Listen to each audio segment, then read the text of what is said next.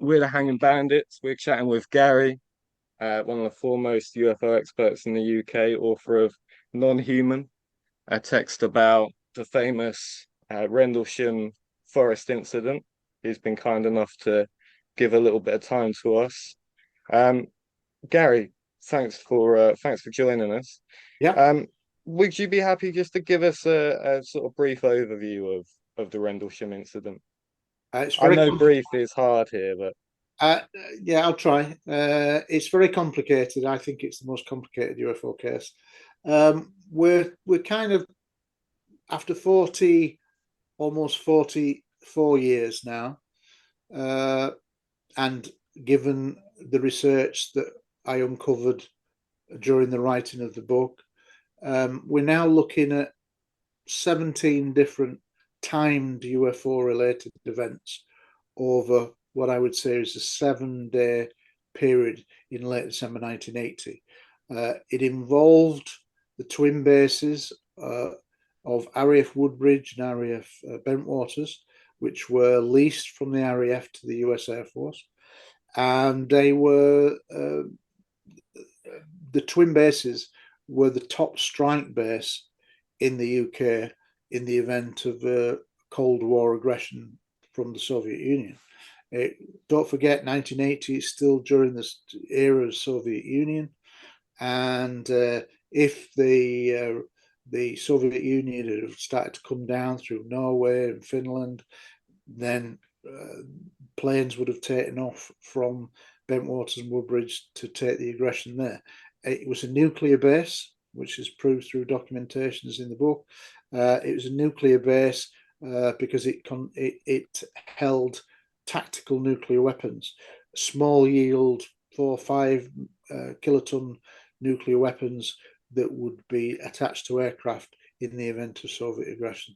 So it was a very strategic base, approximately 80 miles northeast of London. Um, in between the twin bases, which were about 3 to 4 miles apart, was an area in simple terms called Rendlesham Forest. And this is where incidents occur in the forest, but not just in the forest, also at RAF Woodbridge and also at RAF Bentwaters, which was not realised for a long, long time. You know, maybe we're looking at maybe a couple of hundred people who were involved to a lesser degree or more, but there are 17 different timed events over a week-long period involving objects that can be the size of a beach ball, red glowing objects seen near to the station, the perimeter of Woodbridge, objects that are triangular, shining a beam down into the nuclear weapons storage area, objects that are like spheres that high speed that stop and shine akin to a laser beam down at your feet on one of the timed events with Lieutenant Colonel Holt, who was the deputy base commander. You've got documentary evidence with a very famous document called the Holt Memorandum, which is an official US Air Force one-page document, which was signed by the then deputy base commander, which is very rare for somebody of a lieutenant colonel to say that he'd seen multiple UFOs himself. It talks of a small triangular craft being seen on the ground and witnessed by US Air Force police officers. So something structured, something of unknown origin in a clearing. You're talking of in the book some incredible events where there's a second landing, very controversial, but finally the book corroborated through Sergeant Adrian Bustinza, corroborated an original account by the original military whistleblower Larry Warren that said there'd been a second landing of a translucent craft where entities had been seen and there'd been some kind of silent face-off with the base commander of 12,000 people, Colonel Gordon Williams. It sounds like science fiction, but he corroborated the story when after tracking him down and trying unsuccessfully for 2 years. Eventually, he corroborated it almost word for word. That apparently was filmed on motion picture footage, so early video, old cine camera. So where's that footage now? We know it ended up in Washington. We know this because there was a Freedom of Information uh, officer at the Pentagon called Ann Turner, who was mentioned in the book, and she told a MUFON researcher, the Mutual UFO Network researcher called Ray Boucher, that she'd overheard some American pilots talking about having seen the film from Rendlesham. And when she checked her documentation, there was no such record shown on her books, as it were. So she told that to Ray Boucher. So there's good reason to think that it's locked up somewhere in Washington. But like the best evidence, it's all locked away. If you've ever seen Raiders of the Lost Ark and the big warehouse at the Of end, course, I tend to think it's not too dissimilar to that. That for sure. the best evidence is recovered and then taken away under lock and key, and only very few people get to see it.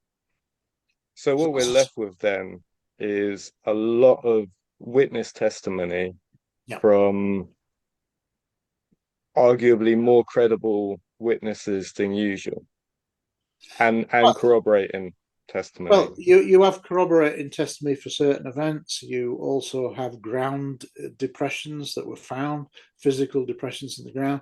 There were two sets of plaster casts taken. There were soil samples taken, albeit the results were never. Um, I'm not sure they were even submitted, but we didn't know what happened to soil samples. But we were told at the time that there were soil samples taken. There were photographs taken, still photographs. They all apparently came whited out. Possibly true, or it may be a lie. One of the people developed his own photographs, who's a witness called Sergeant Munro Nevels, and he was not a US Air Force police officer. He was what was called a disaster preparedness officer, and he was not a part of the police element. And he took photographs, and his hobby was photography, and he developed his own photographs. And he said they still came out whited out, as if radiation had bleached them out. So maybe he got close to something that affected the film, because we're talking old film, cine film, as days of old. But it's a really diverse case. There were also at the time when there was a forensic examination of the land of the what was called the first night landing of this small triangular object, approximately 3 meters by 3 meters, glass-like black with internal lights shimmering inside, uh, just off the ground, either floating or on tripod. Well, we think it was on tripod landing because there were three depressions found after it went. The depressions, there were also broken branches on trees nearby. And there was also, it looked like the object had come down through the canopy of the trees and broken the branches to then sit on a small clearing. So we've got all that kind of physical evidence, as well as written, visual evidence in terms of the film, which I do believe existed because the corroboration account by Sergeant Adrian Bustinza. We're looking at, an excellent case with multiple witnesses, multiple corroboration. And we also know now that, which we didn't for many years, that there was radar confirmation. There's a very good book, if you haven't read it, called UFOs and Nukes by a researcher called Robert Hastings. I'd advise you to get that book. He's spent many years tracking people down who'd worked in and around nuclear weapons, and he's got lots of accounts. And he eventually found two US Air Force, in simple terms, radar operators who were on duty at the time for at least one of the nights of activity, because there were several. And they said they saw multiple, they saw UFO, one by the aircraft control tower and also shooting off in the direction of the weapon storage area, which ties in with what the various witnesses have said. So we didn't know that for a long time, but now we have their testimony, albeit all the records were taken away, all the tapes were taken away within days of the incident as the cover up begins. But yeah, it's a very complex case with multiple interactions, and I still think that there are other airmen and people who may come out in time and reveal stories. We've still got people who were mentioned at the time who've never gone on the record, like Lieutenant Bonnie Tamplin. Now we know in the book that she gets run off the road, terrified by a UFO. She shoots at it. Great story, all covered up. She gets shipped back to the United States very quickly afterwards, traumatized. But she's never gone on the record herself, so it'd be nice if she came forward. There's a guy called Sergeant Ball, and he plays an important role in several of the nights. He believed to also be involved in this second night landing as well. He's never gone on the record. Lieutenant England, who was mentioned on the Holt audio tape, which we've not talked about, Lieutenant Colonel Holt, when he was out there leading a team into the forest and he saw multiple UFOs, he wrote the memo. He also took a small dictaphone with him, and he'd do intimate messages. That's all in the public record. That's a real event in live time with little snippets of live conversation. Well, Which that's is very compelling. When you listen to it, and it it's is, hard yeah. not to. Yeah, and at one point he says there's a UFO approaching high speed and it's shining a beam down at us. Multiple UFOs are seen off in the distance, spheres and semicircles. So that's another piece of evidence, audio tape evidence. So it's got everything. It's got, you know, this Air Force document that they denied existed for 3 years until eventually it was released by mistake, basically. And then when it came out, it said that there's been 2 incidents. Well, that there was still, the Air Force is still covering this up, that there were more incidents. But when that document came out through Freedom of Information, it was never meant to be released. But when that document came out, it alluded to 2 incidents. The first night landing of a small triangular craft on the ground, and then 2 nights later, the UFOs had been seen again in the forest. So Holt led a team out in the forest, and he saw multiple UFOs himself, and he signed that memo. So it's very rare for somebody of that high rank of a nuclear strike base to do that. So you've got lots of elements that actually make it better than Roswell. But Roswell's a separate case because it's 1947 and it begins the modern era. So when you were approaching this investigation, of course, you've spoken to as many of these witnesses as you could. Because also you have a background as a police detective, what sort of methodology did you apply to talking to these people? And also, when we're going to Rendlesham, we're hoping to talk to more people. What should we be thinking about? What should we be aware of? Well, have you been to Rendlesham before? Never have. Nope. Okay. Well, there is a walking route, and there are some signs up. The signs only give you a bit of a story. They're not that accurate, to be fair. But it's a popular tourist place now. But it's, you know, you're walking. You're going to be walking around. If you follow the map that I'll give you, and go to the various places and stop at the various places, you'll be on your feet for about 3 hours.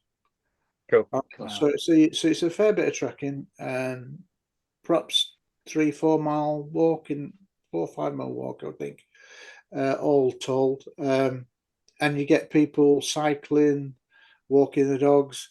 But if you think of the large geographical area, unless you happen to be walking alongside other people, you're not really going to get a chance to talk to anybody.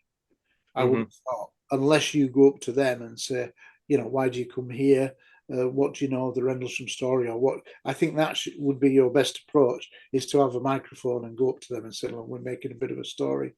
There'll be film crews doing that. So yeah, your best bet is approaching people and say, you know, why have you come here and what's made you come here? And, you know, do you have any stories about Rendlesham yourself? Things is still a strange area. Things are still being seen.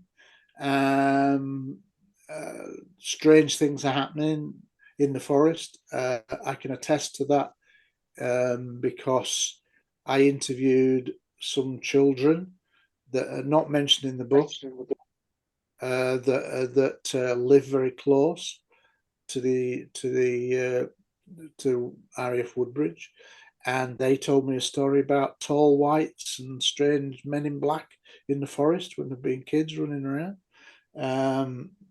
From other people who were driving past and seeing UFOs over the forest quite recently. When we were filming for the documentary Cape of Green, which I'm told is going to come out in September, October this year, eventually after Where 7. will we be able to watch that? It's a good question. I'm not involved in the production anymore. Sure. I left the production after 3 years because I'd only signed on for 18 months, and they wanted me to not write the book. They didn't want me. They wanted me to not release the information that I'd accumulated, the interviews, the evidence that I got until after the release. Well, I signed on for 18 months. I didn't sign on for 7 years. Yeah. So I Yeah. think I was justified in the end to walk away. I hope that Sure. the documentary comes out. I'm not in touch with the director per se, but I was told in an email, abstract email, 6 months ago from him that it would come out this year. I'm hoping it does because there's some amazing special effects. I'm heavily involved in the early part of that. They got some great interviews. I interviewed them all, or the majority of the people for the film, before I walked away. So we had it all in the can 3-4 years ago. So that's one of the frustrations. But I hope it comes out, because if it comes out and it tells the story as I envisaged it, and originally I was the co-writer, it will be arguably the best film ever made on UFOs. It should be. If you've seen films like The Phenomenon with James Fox, Sure. Yeah. excellent film. UFOs and Nukes, excellent military story about the connection between UFOs and nukes. But in terms of telling the story of one specific case, this should make all the 50 or 60 other Rendlesham documentaries, they'll all pale into significance. It's got its own unique soundtrack with proper composers. It's going to be done to cinema level, and I think the original idea was to have a small chain of cinemas, show it theatrically, which would be great. Whether that happens, I don't know, but there was going to be a soundtrack released to it because it's film composer music to it. So, and some of the special effects that I saw 4 years ago were excellent. So it's going to blow away any other kind of documentary, I hope. But we'll see. But yeah, it's set to come out. So there's a lot to look forward to. Sure. Sure. With when you were doing your own interviews with people, what was it you were looking for in terms of credibility, in terms of what Well, I guess. I guess going back to your question, which I didn't really answer properly, is that the approach that I decided was to take personality out of it. I'd met many of the people, and there are some strong personalities into it, not all of which I think are for the benefit of the case. There are people that I believe are trying to control the narrative, don't want all of the information to get out. And so when I released the book, it was done in a way to just get the information out there. I self-published it. I didn't go to a publisher. I could have probably got a publisher, but if I'd have gone to a publisher, they might have put restrictions on what I could say, what I couldn't, and I simply wanted to get the information out there because I thought that the public have a right to hear it. And most documentaries did not include 70% of what's in the book. That's the Sure. first time I get to hear it about these old interviews. And the fact that I re-interviewed a lot of people who'd already been on the record, sensing that they might have more. And often when I went back and re-interviewed them from old interviews that they'd given, they did have more. Especially that I worked in particular with two interviews that I did. One with this Sergeant Adrian Bustinza, who's a major player who didn't want to do any publicity, had been very affected by what he'd seen, and he was religious, and he found it very hard to deal with. And the other person was the guy called Steve Longero, who'd been interviewed briefly by another British researcher called Philip Mantle, and there'd been an article in the Daily Mail or something like that.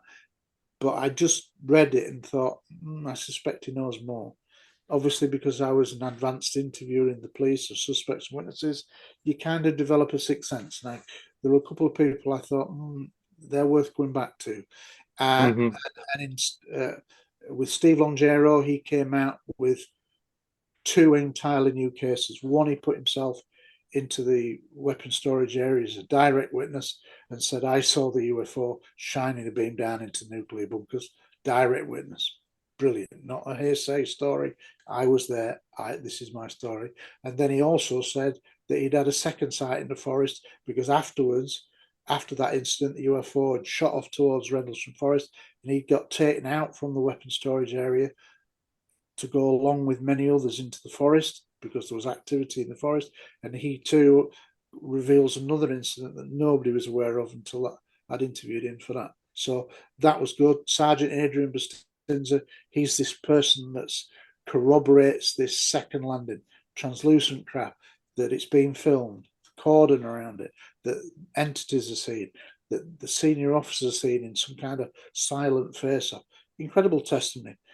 So to be clear here on the encounter you were just talking about, that's a separate encounter to the more famous one that's documented by Colonel Holt. Am I correct?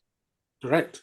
So could you tell us a little bit about this? Because so a lot of the debunking focuses on Holt and the events, the first night's events, and they don't talk at all about any of the other things you're talking about.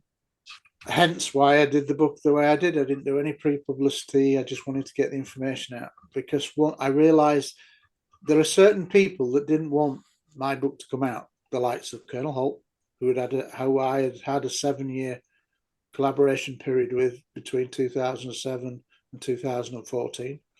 I ended that working partnership because I realised he knew more than he was telling me, and that he was often being deceptive in the way he accused people of doing things. He didn't provide any evidence, and I'm based on evidence. So when he failed to produce evidence, I said that's unprofessional, so I walked away. So Holt and I, in a sense, fell out over his behaviour. So I'm sorry to cut in, but are you? So I listened to you speak, and when you say that, it sounds a bit like you suspect that he was perhaps some sort of mouthpiece who was feeding incorrect information, but I don't want to put words into your mouth. Yeah, no, well, I believe that Colonel Holt. Now, everybody else got interrogated. Many of the main witnesses got interrogated after the events. He never did. He said, I never did. And maybe that's because of his rank. He was then a lieutenant colonel. I suspect over time, as I've got to know him, that that's not true. I think his remit was when the memorandum came out, which was not supposed to come out, that one-page document, which he signed and written.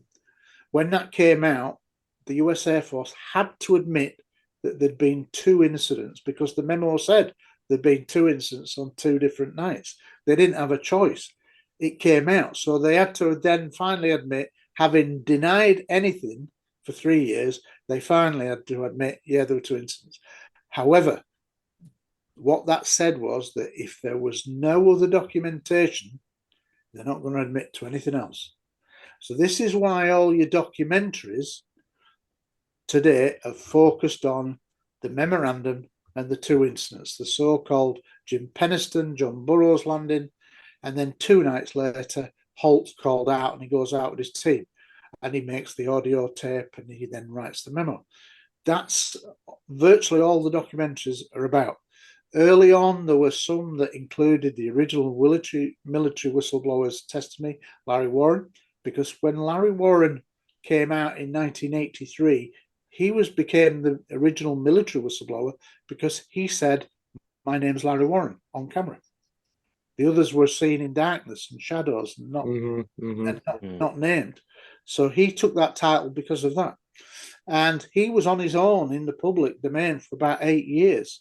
So once the case became well known, in the early documentaries between 1983 and 1991, Larry Warren's story is told, and he will tell of this landing, this shimmering craft and beings and entities.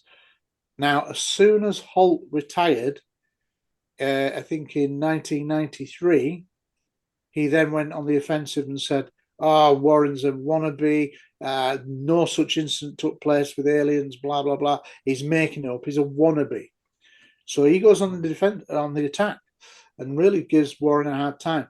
Jim Penniston, who was mentioned in the memorandum, the guy who saw and touched the first night triangular craft on the ground. As soon as he retired in 95, he then went on the offensive. Larry Warren starts attacking him left, right, and centre. So they're trying to control the narrative. And because of Holt and his rank, once he retired, he was then able to get involved in documentaries, and he's been in virtually all of them since. And of course, he's retired as a full bird colonel. So nobody criticizes the colonel. Nobody asks him hard questions. Nobody dares to ask him a pertinent question because of his rank. So he basically gets to choose who's in the documentaries. Yeah, and if your face fits, you'll be on there. My face wouldn't fit after 2014 because I began to see through him. And he didn't like it when I walked away and said, "You're not telling me the truth. You're being unprofessional." So there was no point in ever me re-interviewing Holt. He wouldn't have agreed to it. Sure. And it would have only he'd have only given me a version of events that weren't true. So there are three people that I think are controlling the narrative: Colonel Holt, John Burroughs, and Jim Penniston from the first night landing, along with one other person. And he's got a separate chapter in the book, Nick Pope, who's the former man from the ministry, became world famous. But in the end, all he was a desk clerk. He was in his own one place. He was only 24 years old and he worked at the UFO desk. He was a one-person office, and all he did was deal with correspondence, not as he claimed when he wrote his books and then left that office. He said he ran the UFO desk. And of course, the press just leapt on this and didn't do their fact checking. And Nick Pope has then become very closely aligned with a famous book called "You Can't Tell the People," written by Regina Brunei. Very good book. He wrote the foreword. So he positions himself. He then gets involved with John and Jim in their book, UFO Encounters, Encounters in Rendlesham Forest. That's his book. It was supposed to be a book written on behalf of John Burroughs and Jim Penniston. There were only 3 chapters involving them. The rest of it was just a rehashing of the story, and it was Nick Pope's book. So he has aligned himself to become this world-famous figure based on a lie, that he ran the desk. He didn't. The UK's Fox Mulder. Yeah, absolutely. But he'd become world famous, become a millionaire on the strength of that. But it was a misnomer. He wasn't an expert in anything. He wasn't a trained investigator. He just was an admin clerk, basically. And he only did UFO desk activities 1 day a week of his working 8 hours a week. And on the strength of that, the press never did their due diligence. The UFO community welcomed into open arms into the United States to go on the US UFO lecture circuit, and he's involved in every documentary ever since. But it was all a lie. He was not an expert in nothing, but he positioned himself to control the narrative. And those 4 people control the narrative. So again, one of the reasons why I self-published the book and just put the information out there with no pre-publicity whatsoever. Who does that when they're releasing the first book? Nobody. Sure. But I just wanted to get the truth out. And I figured that if once it's out there, you can't pull it back. So I self-published that way. Had I have said the book is coming out like Lou Elizondo on August the 1st, then I'm sure they would have tried to have legal threats against me to say, oh, you can't publish this. There's an injunction against you, blah, blah, blah. I didn't want that. I thought, bugger that. They ain't got a leg to stand on, but it will slow it all down. So I'm just going to bring it out. When I've finished the book, I'm going to check it. I'm going to get various people to review it, researchers, etc. Don Smith wrote the foreword. He's the top guy on Roswell. So there was a link to Roswell. It's the second most famous case. So he was very good to write that great review in the foreword. So I did it with no pre-publicity, and then it's out there. And then I figure that through the joys of the internet, people have got the information. They can never pull it back. It's out there. And whereas now the book's been out 18 months, I now am looking for a mainstream publisher to release a second revised edition, because there's some information that's come back since the book and things like that. So I can add to it, and plus that chapter on James Stewart needs taken out, a sequence coming out of the conclusions at the end, because it was 79 his event. But Well, essentially, it's still a live investigation, right? You're still trying to get witness testimonies. You're still trying absolutely. to, yeah. Plus, I got feedback from the witnesses I'd re-interviewed, like Steve Longero, post the release of the book, Sergeant Adrian Bustinza, this incredible witness who I tried to get for 2 years, and then he just wasn't interested. And eventually, I was able to interview him, and the approach I took with him and Steve Longero was to use a technique that I'd learnt in the police called the enhanced cognitive model, which you can't do yourself because you need training on it. But essentially, it's a technique that gets the person to relax, and then you set the interview up through a series of steps, and then eventually you hand the interview over to the person, and then you say, start wherever you want to start. I'm not going to interrupt you, and off you go. And that's what and it worked. It wasn't designed to work 40 odd years after the event. It's designed to work within 72 hours of a murder. Sure.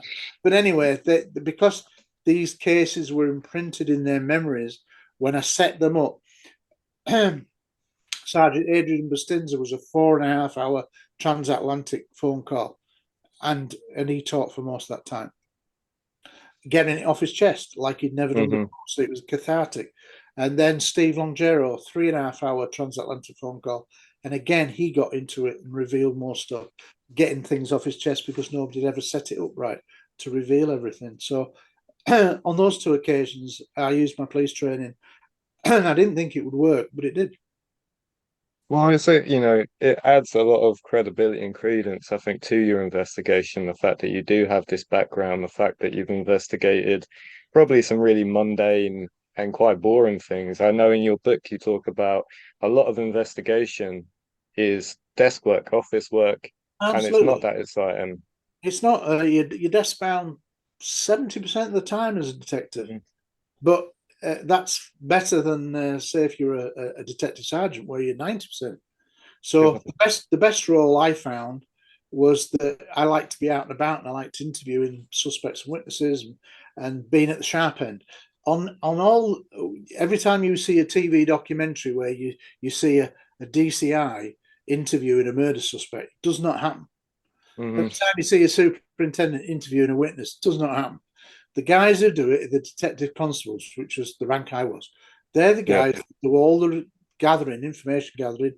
They do all. You might get the odd DS doing it. You might get the odd DI doing it, but very, very rare. Generally, it's the DCs and DSs that do all the interviews. Yeah, they're the workhorses, and that's what I enjoyed. I liked interviewing, the psychology of interviewing, whether it be as a witness, try to get a witness statement, get as much information as possible, or interviewing a suspect. I like the psychology of trying to figure out the suspect. So that's that, and the advanced interviewing was for murder, manslaughter, and rape. So that's kind of what I did. So, I was involved in the London 7/7 bombings inquiry with 3 of the 400 ground bombs that went off. I was a specialist team interviewing first responding police officers to 3 of the 4 scenes, plotting their movements, trying to retrieve information, plotting where bodies were, see if you could locate any suspects. So really interesting. So that was probably the most interesting they ever did. There was the 7/7 bombings, but yeah, murders, manslaughter, rape, robberies. You do all those kind of things, but I can only look at this subject through evidential eyes, and so the approach to the book was originally I started off in a different vein in writing it, and then I spoke to a number of people, and they said take out any kind of personality, because I'd met a lot of Hmm. these, and in the end, I said I'm just going to put out the facts, Well, put out. reading the book, it is almost like reading a report, which Yeah, when you're well, a dealing cold with a case topic report, like this, and yeah. that's basically the format that I took. It took me 6 months to decide how to write it, because it's such a big book and with so much information. Hmm. And there's a lot of other information that I could have gone into, but I basically concentrate on the best stuff, and the new information that I'd got from re-interviewing people, the finding historical documents that nobody had ever seen before, or very, very few people had ever seen. Only the one or two arch UFO enthusiasts would have seen some of the interviews in very old documents and publications from yonder year. So I did a deep dive. It was 5 years of research, and then it took me 3 years to write the book. But that first 6 months was how to write the book, how do I format it, what Hmm. chapters, what approach, and that's why I start out with that very simple what is evidence, and Yes. how do we look at evidence, and that, because you've got to think of it in those terms. People think, oh, UFOs, but it's really no different. It creates witnesses, it can leave evidence, and there might be physical evidence, there can be ground trace evidence. It's no different. It's just the subject format is a bit weird. No, yeah, I think it was a great call to lead that way and to be so upfront about your approach with evidence. Talking to you, a picture's starting to form. I want to see if I'm representing it correctly. Coming into this, I was expecting we'd spend a fair amount of time talking about Holt and sort of the two core things that most documentaries feature, right? But actually, what I'm learning is that there are a bunch of other not discussed incidents, and that Yeah. actually alongside this, there are several people who are trying to control and direct the narrative. And I'm wondering what the purpose of that is, firstly, and secondly, what is the underlying thing that they're obfuscating? The real reason it was done is because the case was too good. If you go back to 1980, imagine if the US Air Force admitted that they had cinefilm of a landed translucent craft, that there were beings seen on that film, that the base commander was in a silent face-off, like a telepathic communication. No visual, no audio was heard, but there was this meeting from 6 feet apart, three little entities floating beside a translucent craft that was shimmering. You couldn't look at it direct. You had to do it through your peripheral. Can you imagine? And this was surrounded by security police officers. Can you imagine? Would have been a disclosure 40 years ago. So they don't want to admit that, given that the United States control the subject. So what did they do? They wanted to deflect away from that. And that's why Sergeant Adrian Bustinza's testimony corroborated that second landing and that account of the original military whistleblower Larry Warren was so important. But who were the people who said it never happened? Colonel Holt. Nah, it didn't happen. No aliens. Never was a second landing. The base commander, Colonel Gordon Williams. Nah, never happened. No, it didn't happen. Interviewed by James Fox. Nah, no, didn't happen. Ridiculous. And yet, through evidence that's in the book, it turns out that Colonel Williams, the base commander, was one of three people to suffer with injuries from being close proximity to the craft, and he was involved in a Kit Green was he's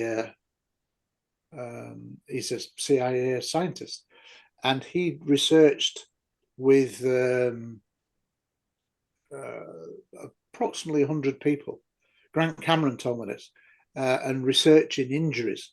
If you think of recent Gary Nolan, he's talked about the brain can be affected by people Oh who've yeah. close encounter. Well, it turns out that basically the three people that Grant Cameron told me that were interviewed as part of that 100 so-called military people who'd had injuries from close proximity were Jim Peniston, John Burroughs,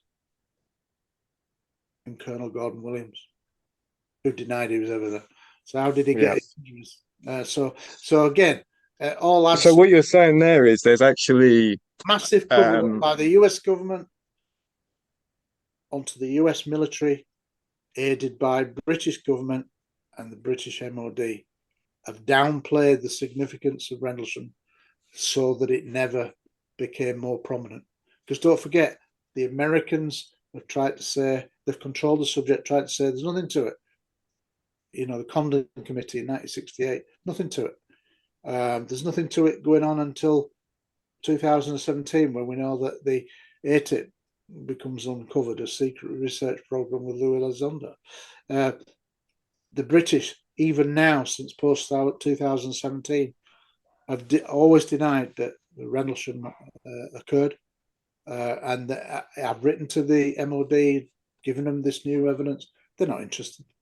They still want to play this case down. Eventually, when there is big disclosure, with a big D and everybody becomes aware that we're dealing with non-human intelligence, then that's when this truth about Rendlesham will come out.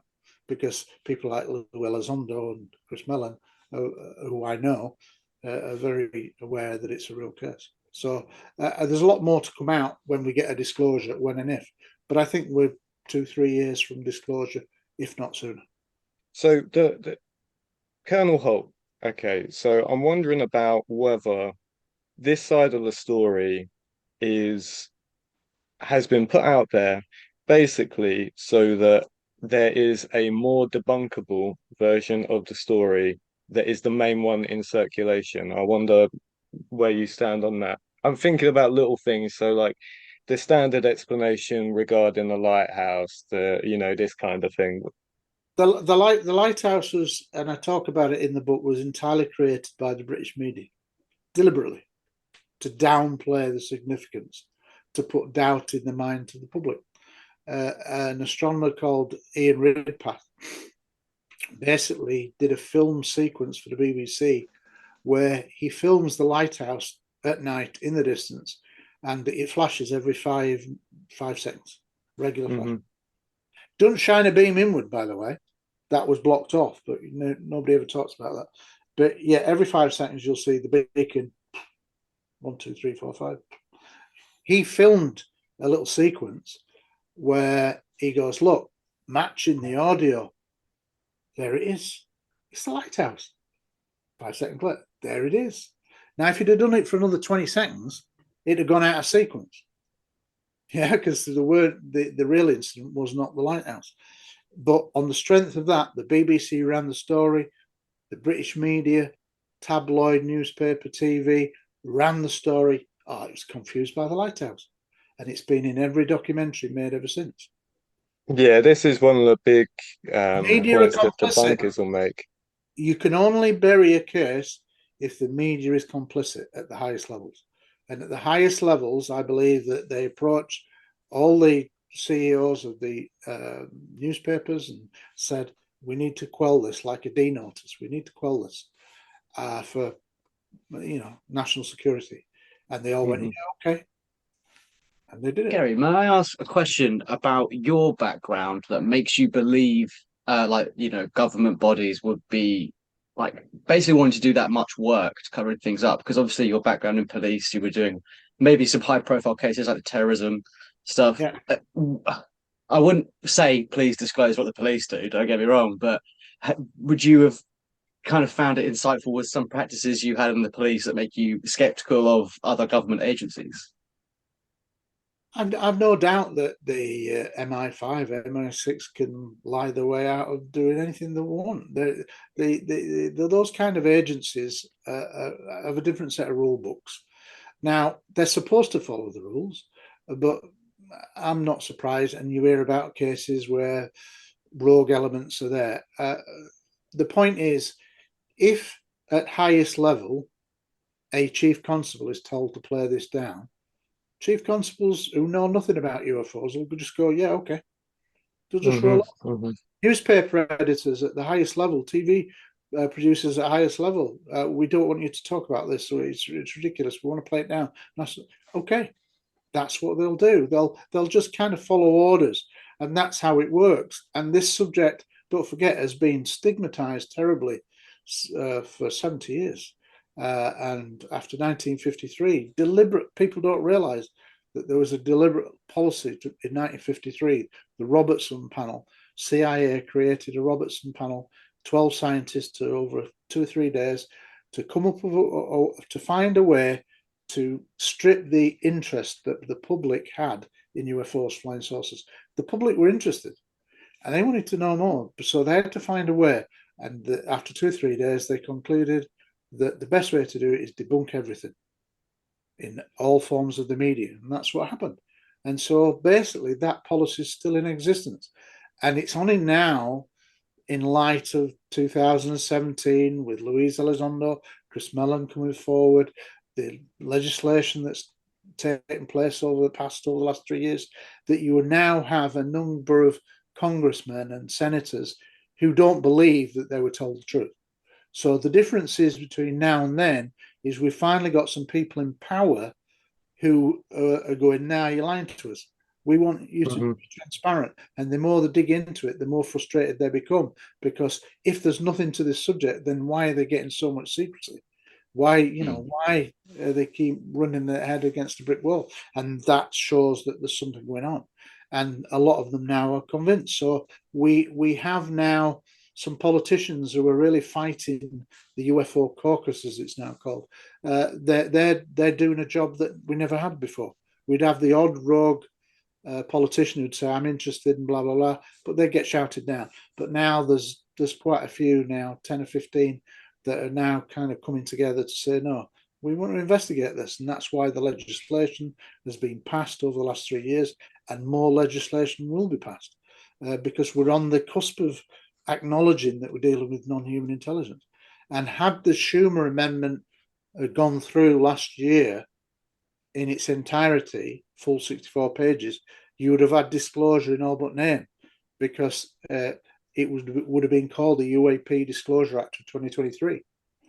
Now, can you imagine a few years ago having an act about UFOs? It's ridiculous.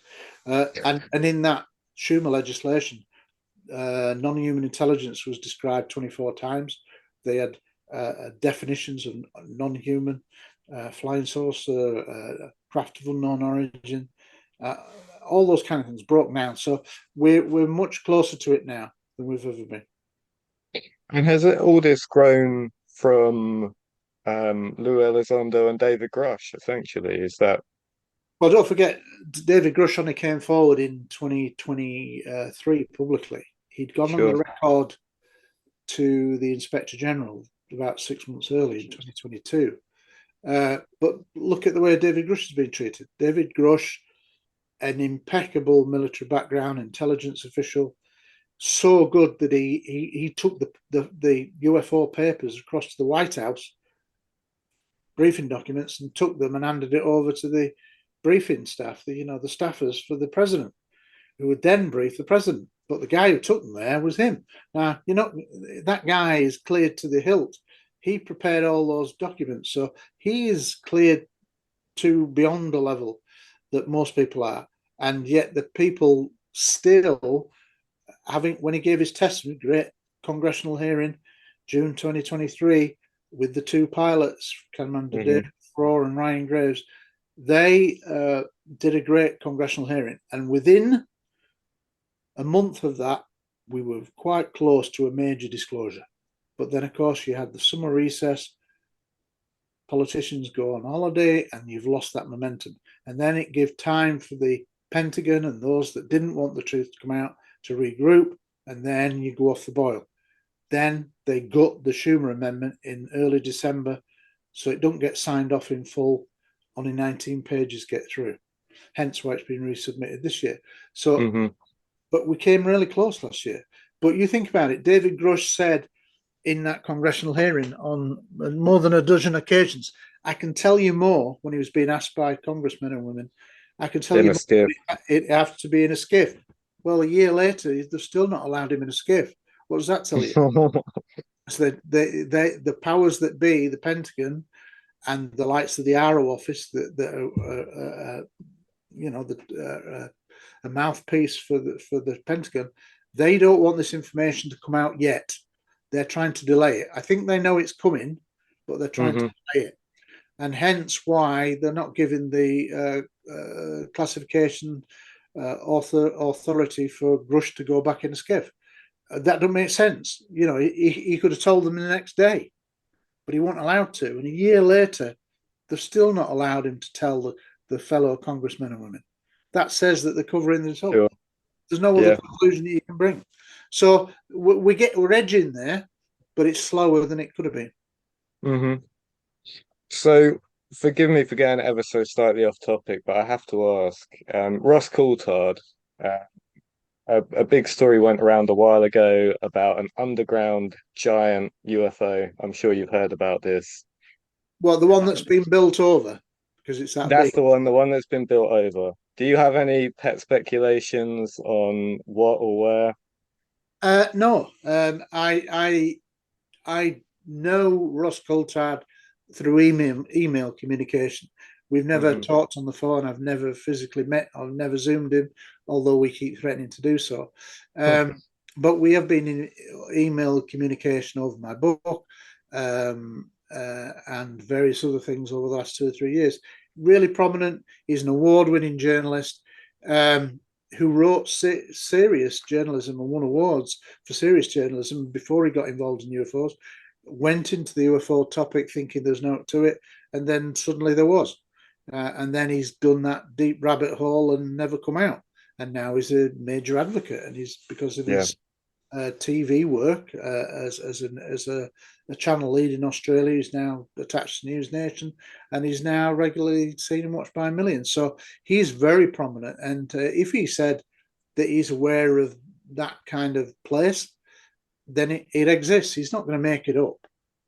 And he has to be very coy about where it is, because you'd end up, if he said where it was, you're going to have thousands of people descending on it with placards, show us what's inside. Harry, if he said where it was, I'm afraid the Hanging Bandits would not be going to Rendlesham Forest. We'd be going to we'd be going to this UFO. So well, and that's why you can't do it. And don't forget, as a journalist at that very, very high level, he has to keep a lot of secrets because he's not authorized to do it, and he's dealing in very high classified areas. So there are rules around classified documents and things like that. So you can't just blurt things out, otherwise he could go to prison. Sure. You know, which is maybe the mistake that Assange did. Assange got hold of this information and then put it all out. He was right to put it out, in my opinion, but it put a lot of, he didn't do any redactions at all, and it put spies' names out there, which he shouldn't have done, because it may well have cost people their lives. So he was a bit too quick to put it out. He could have saved himself a lot of hassle if he'd have done it in a more logical way, but he didn't, and he served a terrible price. There's not whistleblowers tend to pay, in any walk of life, tend to pay a very, very hard life when that happens. So do you think? So a lot of skeptics will say of Grusch and, for example, Bob Lazar, they'll say something along the lines of, well, you know, basically all they've got is words. There isn't necessarily much to corroborate it. So what are you looking for in terms of credibility here? Well, like, are there telltale signs for you that you're? Well, don't forget that David Grusch didn't, before that congressional hearing, gave about 11 hours testimony to the Inspector General, right? The Intelligence Community Inspector General. 11 hours testimony. Well, if you were making stuff up, then he'd have been outed a long time ago. Yeah. But like I say, this guy is as high as he could go. He was working for Arrow, the old main anomaly resolution office. So then he was the tasked to difference find is stuff, and he found stuff, but then they didn't like it when he found stuff. So he was as high as he could be in terms of classification, presidential briefing level. So his career and background is second to none. And don't forget, he told and supplied names to the Inspector General in his 11 hours of testimony of 40 other witnesses that he'd spoken to over a 5-year period. Named them. These names haven't come out yet, but they're going to come out. He named them. He did it on oath. And then when he did the congressional hearing, it was on oath. If you lie on oath, he was subject to 5 years imprisonment. Now, who's going to do that just for a bit of a fun? He would have been found out ages ago if he wasn't who he said he was. But he is the real deal. I've spoken to him again via email. We've interacted via email. There's nothing to say that there's anything dubious about him whatsoever. What's dubious is the how long it is taking for the Inspector General to bring this information out. But I suspect that because it's so dynamite and so littered with classified information and protocols, that it's going to be very difficult to do that. Suffice to say that I have chatted to Danny Sheehan. You may know him. The lawyer, I believe. He was the guy that represented Lou Elizondo over his disputes with the Pentagon and blah blah blah. But he was also goes back. He was involved in the original Watergate inquiries. He was also involved in the Iran Contra issue. He's a lawyer, and so he's very eminent. And I've been on Zoom calls with him, and he says that all those 40 people have been assembled for further congressional hearings. They're quite close, and they'll probably, whether they all come out in all 40 at the same time, which I'd like.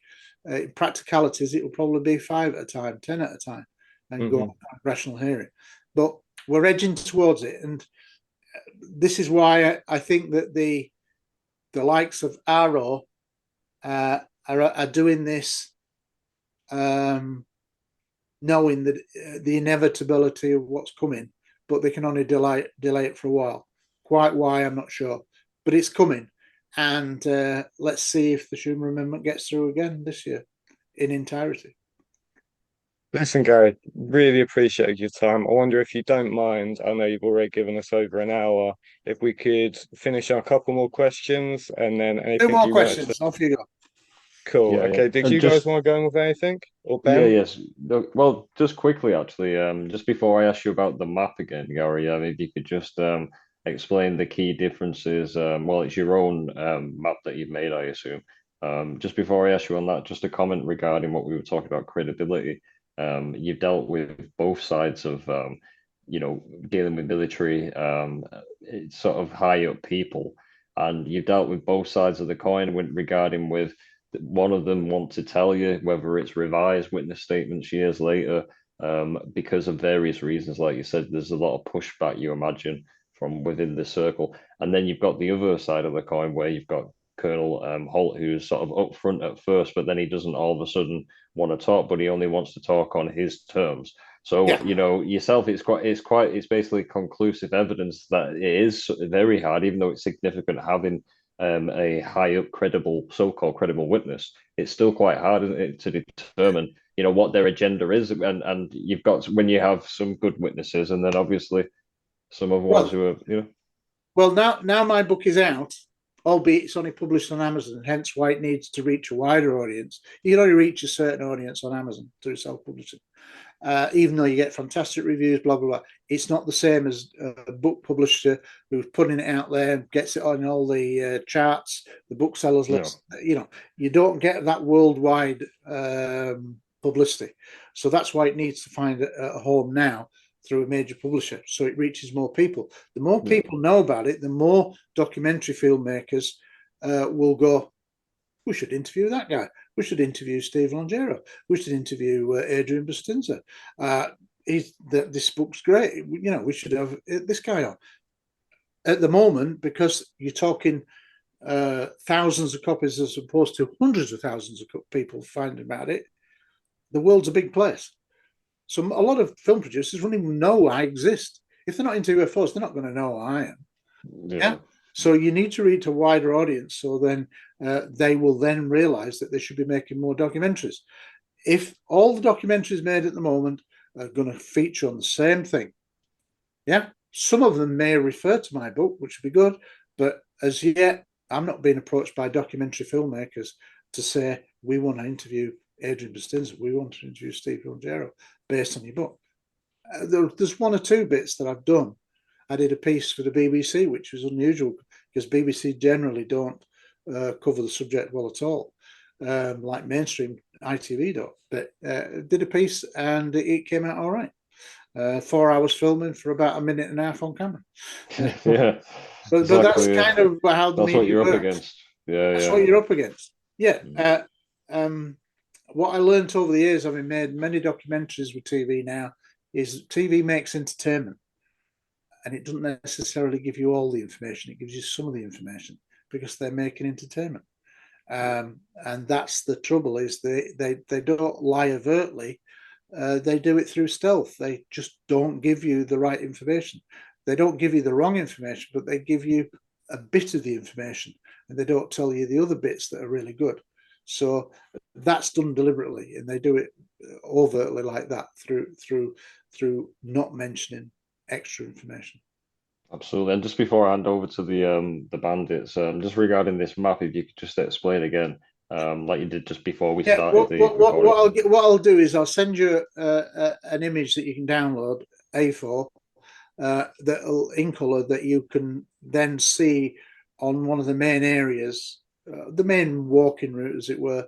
But that will show you the majority of the incidents and where to go precisely to know where that incident was. And then you'll have a key that will match the key alongside it, saying who the people were, which is great. Yeah.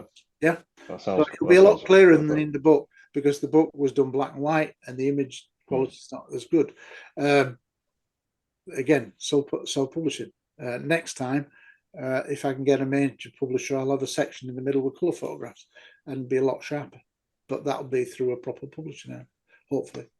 Fingers crossed, mate. Absolutely. Well, thanks for documenting all the facts like you have done, and putting it out there. And like you said, in a way that's sort of chronological as well, easy to read, and it's like a massive overview of stuff that's left out. I kind of did it as a forensic cold case review, and put it out there in a very evidential way.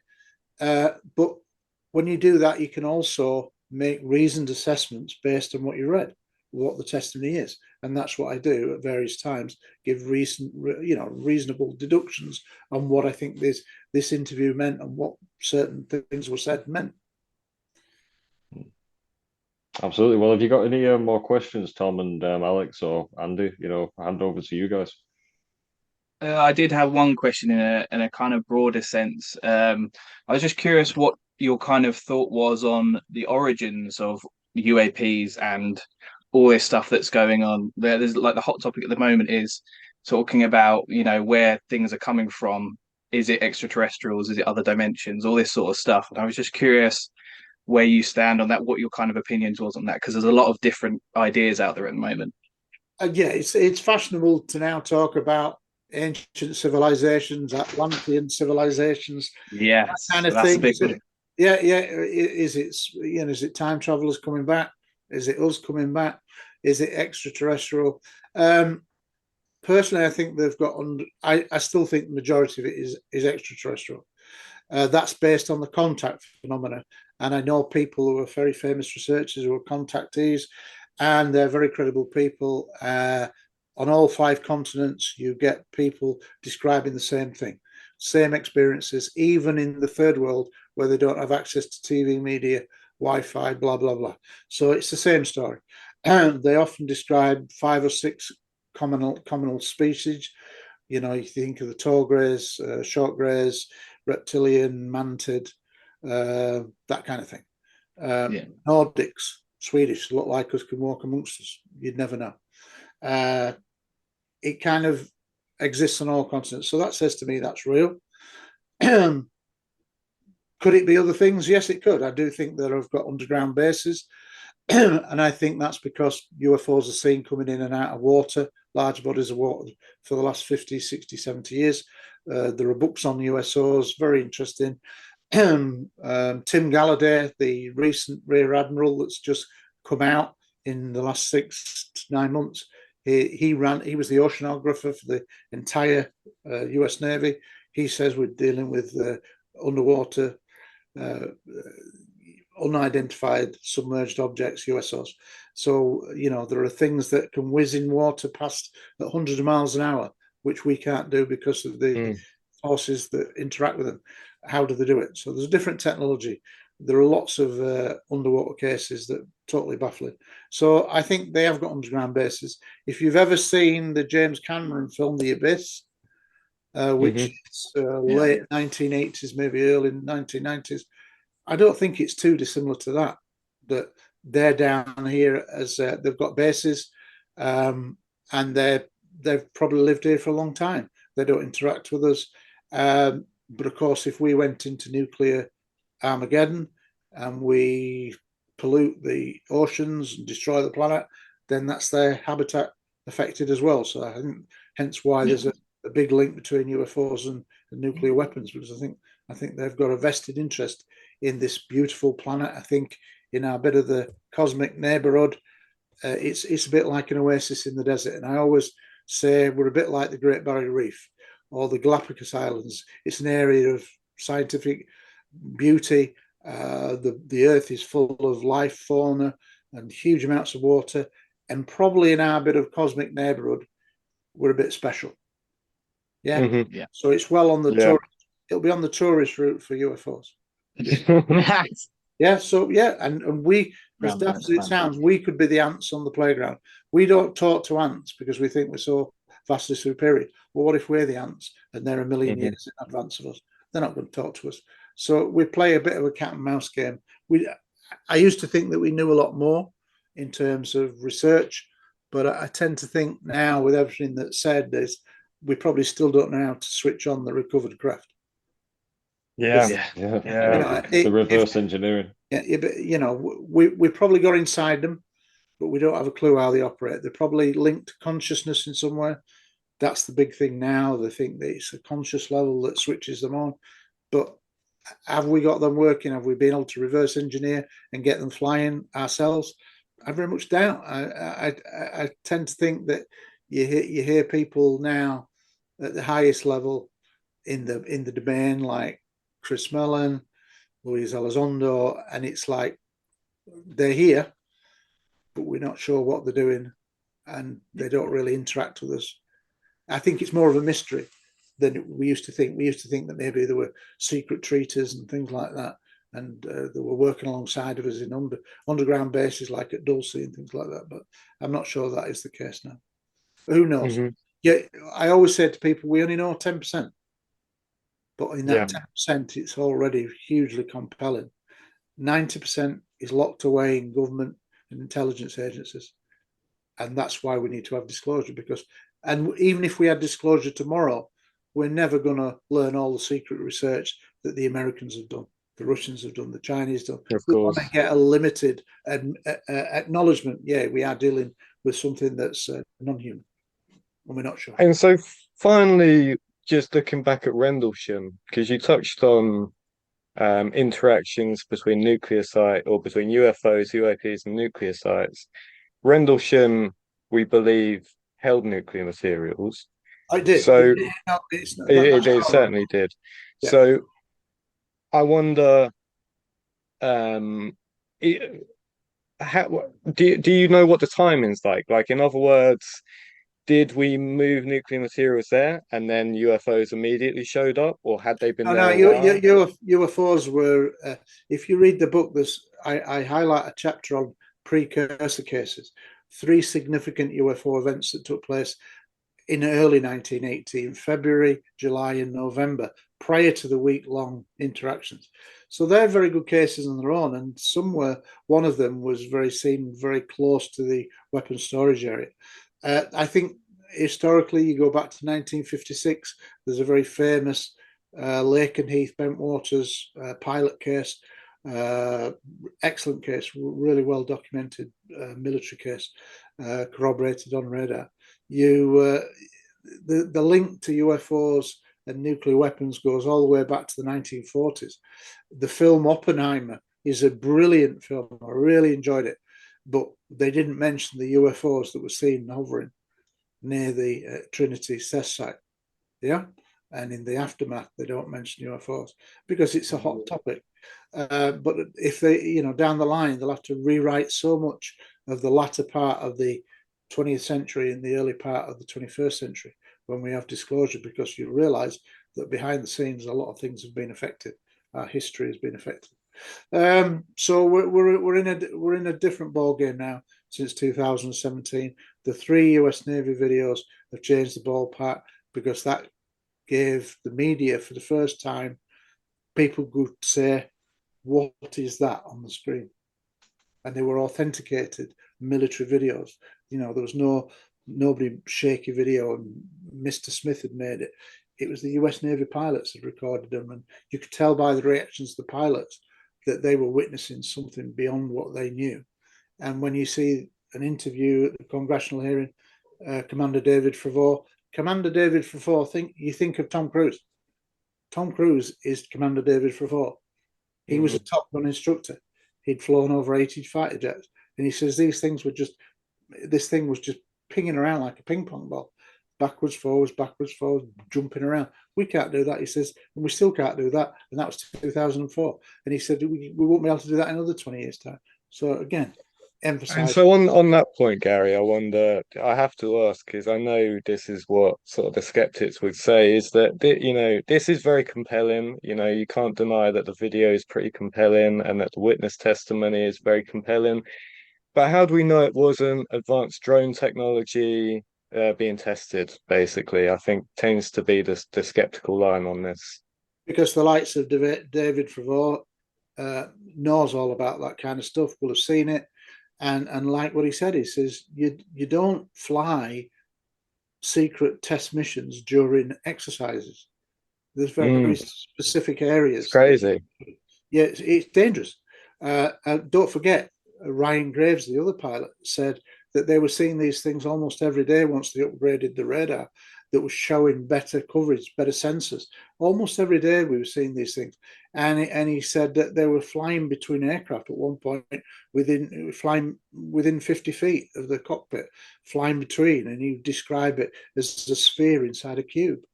There's no wings, tail. These aren't. Don't forget the drone technology that was around in 2004. These were big things that looked like planes, had wings. The smaller drones that you see now, even the military ones, they still look like a drone of what you would consider a drone. And don't forget, historically, if you go back, there were cases of huge cylindrical objects, sources, metallic craft seen during World War II that are actually written up. I talk about it regularly. There's 2 cases, one from 1942, one from 1944, with 2 British Lancaster bomber crews witnessing these things during raids over France and Germany. So we've actually seen craft that match the description what we see now of David Fravor's encounter. Absolutely, yeah.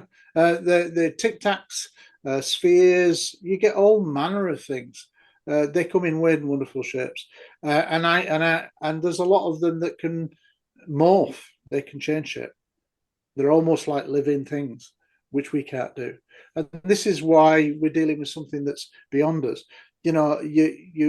People want to label things drones because it's a convenient answer, but historically, people used to talk before drones and say, "Oh, it's stealth, secret stealth." Well, some of it was secret stealth. Some of it was secret stealth, but a lot of cases, for example, if you if that 1942 and 1944 case, if they'd seen some kind of secret stealth that the Nazis had produced, it would have come out within 20 years. But it never Sure, has. yeah. Yeah, because there's usually a shelf life of 15 to 20 years. The F-117 was first flown in 1975, but it didn't become known in the public until 1991 with the first Gulf War. So that was 16 years. Yeah. So you're looking at a 20-year gap. Well, if something was seen in the 40s, it should have been out in the 60s. Something was seen in the 60s, it should have been out in the 80s. If it's the 80s, 2000, 2020. See what I mean? So it's never has. But drones now are convenient. The British government now and the civil aviation CAA in the UK that governs pilots, they just have what's called an airprops report.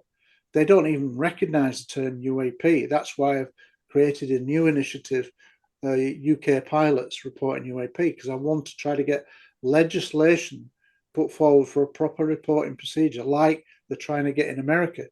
Ryan Graves, the other pilot at the congressional hearing, I've been in Zooms with him and interact with him, and he launched Americans for Safe Aerospace. And he has recently just had a bill put into play into the United States. He's trying to get off the ground where an official UAP reporting procedure can be put in place for all civilian and commercial pilots in the US. Well, I think we should have that over here as well. But we're miles behind America. But you can but try. So that's what I'm trying to get off the ground now. Yeah, I mean that's all good work. You can't we need a uniform system of reporting, right, in order to be just do able one to. system. Just Yeah. be one system and a uniform, a bit like all pilots talk in English. The language of pilots and air traffic control is English. We need to do that with the reporting procedure for UFOs.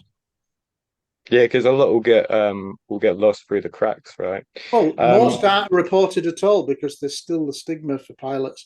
They're still very reluctant to come forward for fear of being grounded.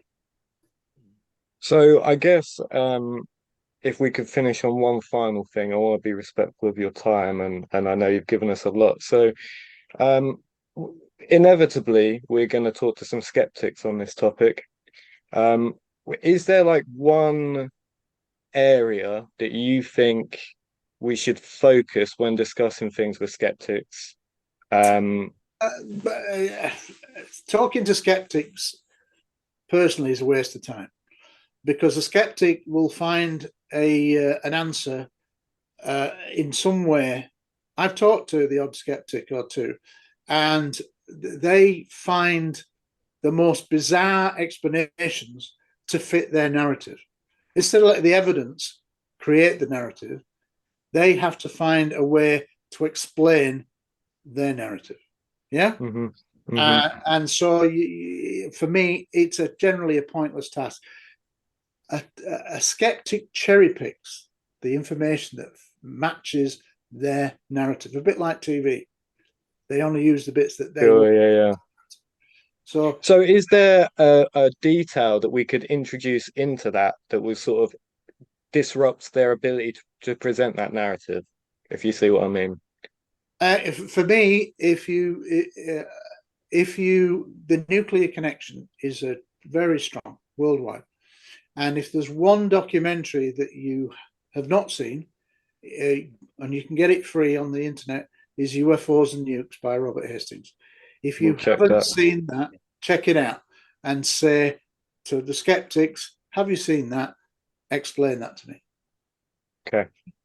You know, when nuclear missiles are shut down underground because a UFO is shining a beam down, and the top guard is rigging up the guy with the dual key system ready to launch nuclear weapons, and says there's a UFO shining a beam down, and then suddenly 10 UFOs that have got fail-safe systems, fail-safe systems, because they're not supposed to go offline, and they suddenly go offline, 10 of them. And it's not a one-off. It's happened several times in the US. Around the world as well. Sorry, and around the world. It's happened in former Soviet Union. It's happened, in Soviet Union, they actually did the opposite. They put them into launch mode. And for about 15 seconds, 10 missiles were about to take Wow. an army to Imagine go that. and create World War III. And everybody's in a Yeah. panic, and then the show. And then they just switched it off. UFO, Just shining just beam. before. Wow. And so do you think do you think this is like a warning? Like you guys need to be careful playing with this dangerous technology? Yeah. I think it's because they've got underground bases, underwater bases, and it's their habitat too. And I think that they don't want to see this beautiful planet destroyed. And I think that's why they're here. Yeah. Aliens for president, then. Aliens for president. A healthy planet. Oh. All right, Gary. Do you mind me asking one more? Gary, is that all right? Have I got time for one more question? Go on. It's not really a question, actually, to be honest. It's more like, can you tell us the first year you went to Rendlesham Forest yourself?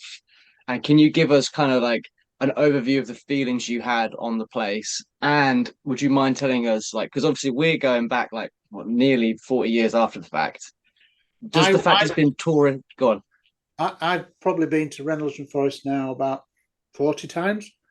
But I first went in December of 2007 when I met Colonel Holt for the first time as part of filming for the History Channel for the UFO Hunters TV series, which ran for 3 series. The host was Bill Burns, and they were coming over to film me about my police database.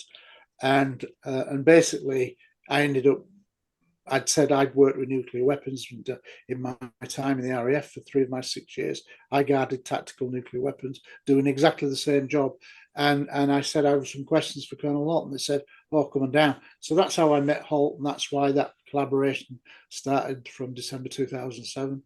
The first time I went there, I'd read about it, but it's not the same as going there. It looks a lot different now to what it did then. You could get into the farmer's field. There was no fences. Now there's a big 6-foot wire fence. You can't. Parts of the forest are cut down that weren't before.